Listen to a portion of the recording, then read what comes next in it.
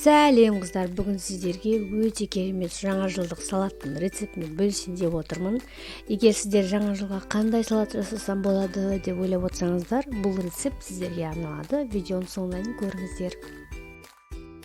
Салатқа керек заттарымыз: тұздалған қияр, қайнатылған картоп, фри және де жүгері, майонез, қайнатылған жұмыртқа керек болады. Ең алдымен жұмыртқаны майдалап турап аламыз. Одан кейін картошкаларымызды майдалап турап аламыз.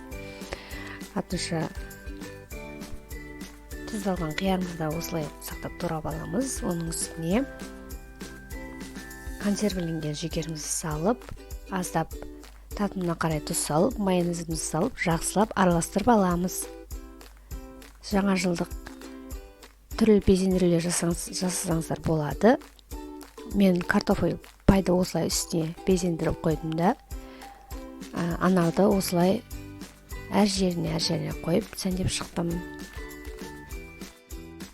Міне қыздар, біздің салатымыз 5-ақ минутта дайын болды. Өте дәмді, өте тойымды болып шығады. Барлықтарыңызға осы рецепт бойынша жасап көруге кеңес беремін. Егер видео ұнаған болса, лайк басып, комментарий қалдырып, және де міндетті түрде подписаться етуді ұмытпаңыздар. Барлықтарыңызға ас болсын.